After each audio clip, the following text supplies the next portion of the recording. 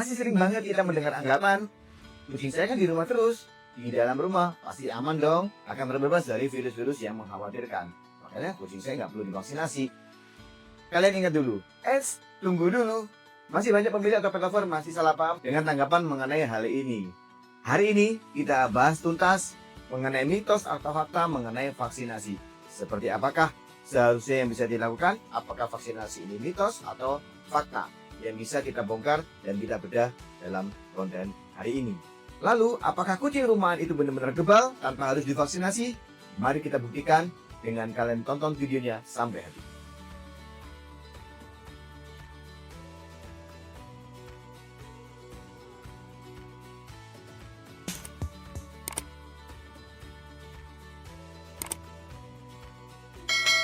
Kita mulai dari mitos yang pertama yang sering banget didengarkan oleh para pet owner. Dan banyak para pet owner atau pet lover beranggapan kucing saya kan di dalam rumah pasti aman dong dan tidak pernah tersentuh atau bahkan tidak pernah terkontak dengan kucing yang lain. Dipastikan kucing mereka aman. Tapi ini adalah mitos besar teman-teman. Kenapa? Karena biarpun kucing kalian di dalam rumah atau kucing kalian itu ada di dalam rumah dan tidak pernah dikeluarkan, ini juga masih bisa terinfeksi atau terinvestasi oleh penyakit. Kenapa? Karena parasit ataupun virus bakteri ini bisa menular melalui media apapun. Dan bahkan ada yang bisa menular melalui udara. Oleh karena itu, ini adalah mitos besar teman-teman yang harus kalian ketahui.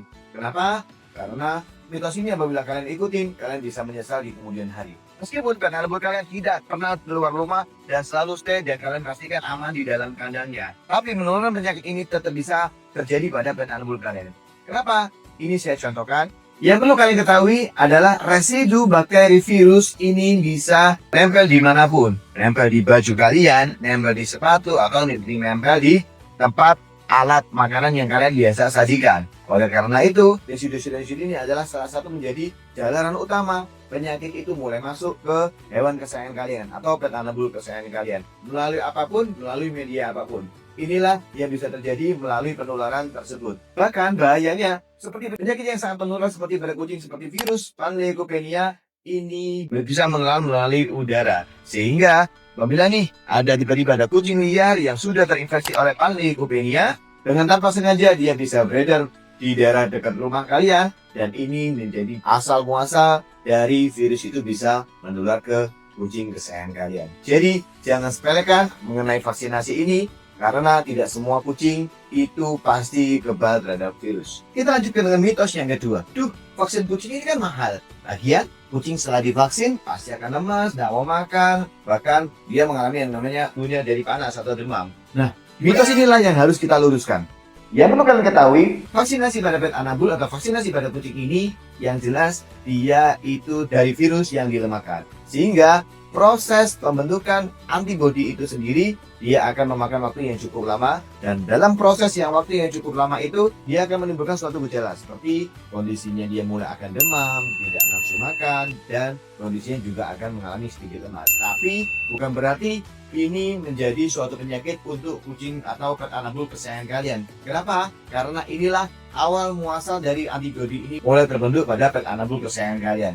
Dan inilah yang jadi acuan utama atau dari tolak ukur si antibodi itu akan bisa terbentuk sempurna ataupun tidak. Dan ingat ya teman-teman, ini bukan berarti kucing kalian atau pet animal kalian atau anjing kalian mulai sakit parah. Ini adalah salah satu gejala atau salah satu indikasi sistem antibodi kekebalan tubuh pada pet animal kalian mulai akan terbentuk. Ini yang perlu kamu ingat. Lalu kalian bilang mahal, ini saya perbandingkan bagaimana perbandingan biaya antara vaksinasi dengan pengobatan kucing yang sudah terkena dari virus tadi. Kalian bisa lihat ini perbandingannya.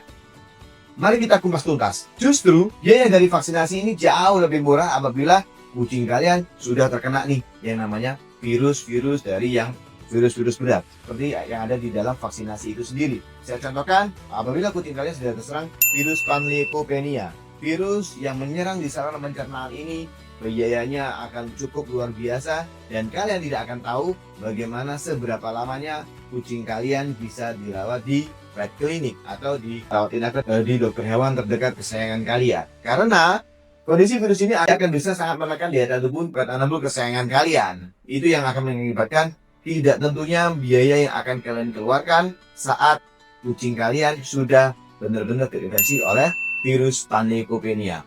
Kalian nggak mau kan kalian mengeluarkan biaya besar untuk pengobatan kucing kalian yang sudah terkena virus? Makanya pencegahan vaksinasi akan lebih sangat efektif dan praktis, dan yang jelas lebih murah daripada biaya dari yang harus kalian keluarkan, yang harus kalian siapkan untuk pengobatan dari penyakit tersebut. Jadi dari semua yang sudah kita bicarakan tadi, kesimpulannya apa? Faktanya untuk semua hewan atau semua pet anabul baik indoor ataupun outdoor ini masih tetap butuh vaksinasi dasar. Vaksinasi yang akan menjadi suatu antibodi untuk pet anabul kesayangan kalian. Vaksin dasar ini beraneka macam teman-teman.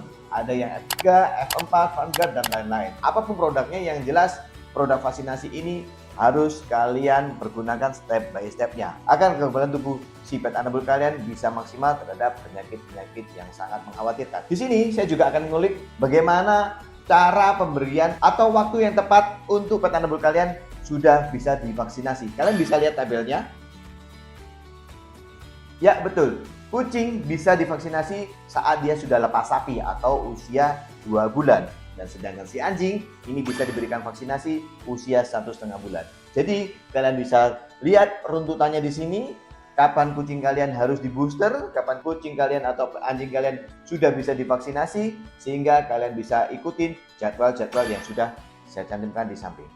Lalu bagaimana dengan pet anabul kalian di rumah? Apakah sudah runtut untuk vaksinasinya? Apakah sudah lengkap untuk vaksinasinya? Saya harap pet anabul kalian selalu sehat dan selalu terjaga kesehatannya. Yang jelas, saya harapkan juga pet anabul kalian semua yang di rumah sudah tervaksinasi sehingga terlindungi dari virus-virus atau penyakit-penyakit berat. Kalau ada pertanyaan seputar vaksinasi dan penyakit-penyakit mengenai vaksinasi, kalian boleh banget untuk komen di bawah dan tanya-tanyakan di bawah. Nanti kita akan kupas tuntas mengenai pertanyaan kalian di bawah. Dan jangan lupa, kesehatan pet anabul kalian atau kebutuhan pet anabul kalian bergantung dari bagaimana kalian bisa merawatnya. Saya Dr. Jeffrey, ingat kesehatan pet anabul. Bagaimana kesehatan pet anabul kalian bergantung dari bagaimana cara kalian memberikan perlakuannya. Kalau kalian suka video ini, jangan lupa share, like, and comment ya di bawah. Jangan lupa share ke teman-teman kalian. See you next video.